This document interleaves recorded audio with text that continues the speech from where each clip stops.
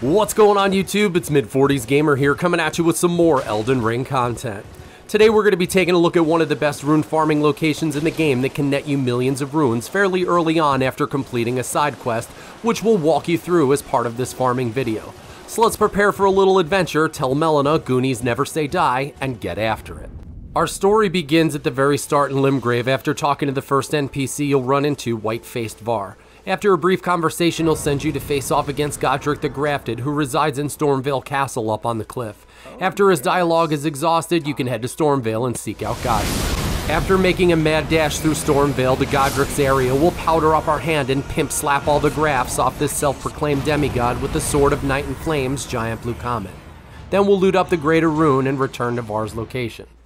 With Godric defeated and the Greater Rune in hand, we'll speak to Varré once again, who'll send us back to Roundtable Hold in order to become a full member, granting us access to a new area and the ability to speak with the Lady of Fingers.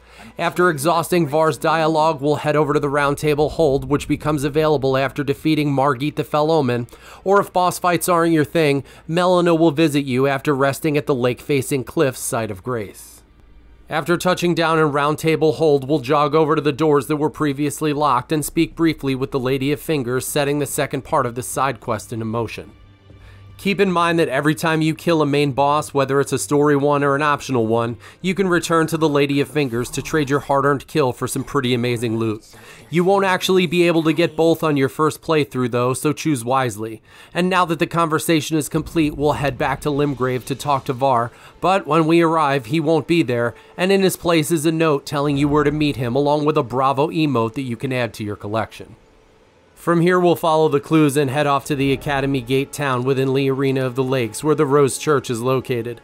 As you can see from the map footage, the note Varré left is fairly accurate, and our location does lie directly west from the Point of Grace that's situated at the start of the town. Once we hit ground at the Academy Gate town entrance, we'll hop on Torrent, set the minor Erdtree in our sights on the horizon, and head directly west, doing our best to avoid running into any major encounters that'll bang us up like a screen door in a hurricane. After a few hundred meters west, there is a large patch of flower creatures, but since they're all rooted in place, you can easily avoid them. After riding just a few hundred meters further, you'll run smack dab into the Rose Church, nestled comfortably on a small island. Once we meet Varré again outside the church, we'll have to go through all his dialogue until he awards us with 5 festering bloody fingers, which are utilized for invading other people's playthrough for some player versus player style combat. It is important to note, however, that you don't have to win any of these invasions to progress to the next part of the quest. All you really have to do is invade. The fingers are used like any other item in the inventory, and once you use it, you'll draw a symbol on the ground and invade. Keep in mind that when invading other players, there are items that call for yet another player character to help out if someone's being invaded. So instead of one person, you could end up fighting 2. While most of these invasions end faster than a knife fight in a phone booth, some do require you to track down the host who'll be marked on your compass. After invading other players using the finger 3 times, you can return to Varré once again, where he'll ask you to join his order under the watchful eye of the Bloody Lord. If you agree, he'll give you the Lord of Blood's favorite item, which is a rag or piece of cloth that you'll have to soak in the blood of a maiden in order to finish up the quest line. There are actually 2 locations where you can find a dead maiden in order to complete this quest. The most readily accessible one is going to be within the Church of Inhibition, which can be reached by heading north from the Frenzied Flame village. If you're unsure how to get there, you can travel to the Caria Manor site of Grace and head east over the ravine, up the hill to the Bellum Church, and then follow the eastern zone wall around until you hit the Frenzied Flame Tower. Just beyond that is going to be the Frenzied Flame village.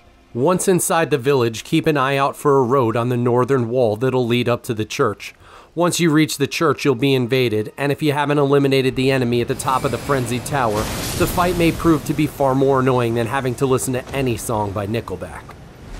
Once the fight is finally complete and you've looted up all the goodies, you're free and clear now to head into the Church of Inhibition, where you can light up the Point of Grace. There's a chalice there you can loot at the base of the statue, and you can also soak the cloth that you were given with the maiden's blood. Once the cloth is soaked, we can head back to White-Faced Varré and turn in the item to get our first-class ticket to the last farming location that we'll ever need. After turning in the cloth and going through a bit of dialogue, Varré will give you the Pureblood Knight's Medal, which is one of the ways to travel to the secret location of Mohgwyn's Palace. All that's left to do from here is use the Pureblood Knight's Medal and head off to the farming area. Keep in mind that depending on your level up to this point, this area we're heading into comes complete with some heavy-hitting enemies. So while you might be thinking that this is the farming location that you need some heavy-hitting beastly AoE damage to clean up, that's not exactly the case. Once you enter the palace using this method, you can take an easy path to the site of grace while picking up the map of the area that's just a few feet away on a dead body. After lighting the site of grace and breaking for tea time, the first thing we'll do is drop down over the edge so the torrent becomes available to us for use. Once we summon our trusty steed, we'll kick him into high gear, tracing the cliff face on the right for a bit, avoiding absolutely everything, since at our current level we'll likely still take a bit of a beating. After avoiding whatever that was behind us, because we still don't know since we haven't been back there since, we'll hold an easterly course while crossing the River of Blood, evading even more patrolling enemies. It is important to note at this point that when viewing this location on a map, it's actually in an area that's under Caelid, so you'll have to switch the depth of the map to see all the other overland sites of grace that you've unlocked. From here, it's pretty much a straight shot to our next point of grace and the home base for this ultra cheesy farming method that's so easy even a caveman can do it. Now that we have finally made it, all that's required to do is to break out our trusty bow and shoot an arrow from this rock at a giant bird, forcing him to chase us and fall to his death off the cliff, giving us just over 11,000 runes per kill with minimal effort other than firing an arrow. Once the bird falls, you can run back and reset even if you haven't received the runes yet, since when you rest you receive them anyway, allowing you to speed up this process by a second or two. If you don't have a bow, not to worry, one can be purchased from the Hollow Twins at the Roundtable Hold, and arrows can be purchased just about anywhere. This method will allow you to pull in just about 4 million runes per hour without any rune boosts like the Scarab or the Pickled Foulfoot, and about 9 million or so if you're using them. That being said, it's worth doing the Patches side quest for the Pickled Foulfoot recipe, and to brave the Scarlet Rot to get the Scarab. Well folks, it looks like we're coming to the end of another Elden Ring video as we prepare to grab a few million runes and then grab a few million more. We would like to take this time to personally thank you for watching, and if you're new to the channel, don't forget to like, subscribe, and hit that bell icon so you don't miss out on any new mid-40s gamer content. And if you aren't too busy wondering why most lipsticks contain fish scales, leave us a comment in the comment section and let us know how we're doing. So until next time, just remember, the television was invented only 2 years after the invention of sliced bread. Baked beans aren't actually baked, they're stewed, and as always, good hunting.